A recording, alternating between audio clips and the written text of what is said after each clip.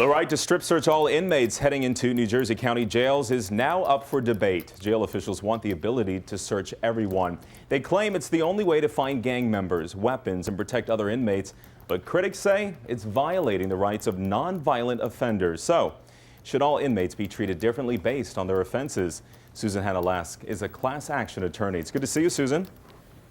Hi, thank you. You actually had a client who you claim had his rights violated. How?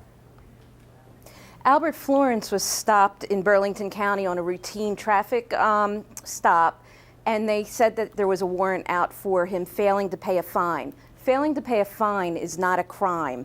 It's an offense. It's to me, it's like failing to pay your phone bill.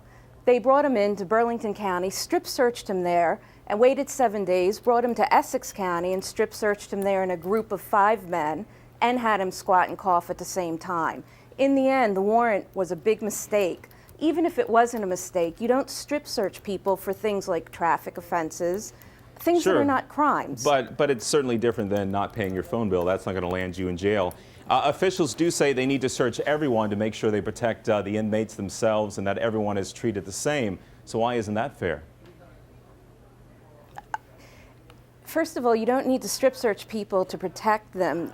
If that's their argument, what they can do, and what a lot of other prisons do nationwide, is they segregate the traffic offenders or the dog leash offenders, people with offenses that aren't crimes, and put them in another room, give them time to make bail and see a magistrate, as opposed to a felon or a murderer that comes in. Then they have something called... Jail is jail. Yes. I mean, this isn't a celebrity bingo. They're not going to, I mean, some would argue you did something that landed you in jail. Shouldn't you give up a certain basic right? Absolutely not. Your constitutional rights do not stop at the jailhouse door. And even every judge in this circuit, in this district, in Pennsylvania, in New Jersey, says the same thing. And that's our fight. Just because you're brought into the jail doesn't mean all of a sudden you don't have constitutional rights. If you're brought into a jail for violating a traffic offense, or your light is out on the back of your car, you certainly don't expect to be strip searched and told to squat and cough. So if you don't strip search everyone, does that not open up for other inmates to claim they were unfairly profiled for being strip searched, bringing even more legal claims? No, absolutely not. You're not being profiled. You're actually getting your constitutional rights. There's something called reasonable suspicion, and for 30 years that has been the law in this state and nationwide.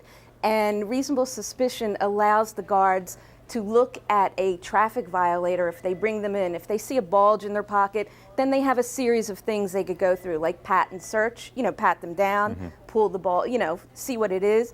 If the person is sketchy and they're, shaky and looking a little odd, you have a little bit of a reasonable suspicion to maybe think they're on drugs and search them. But a full-down strip search of somebody in a group, squatting and coughing, is not the way you treat somebody for a traffic offense, for a father that failed to pay his child support in these days when you can't afford to pay, the daughter that didn't have her license on her. New Jersey, by the way, has 21 county jails. Susan, Chana Lask, thanks so much for weighing in, being with us today. You're welcome.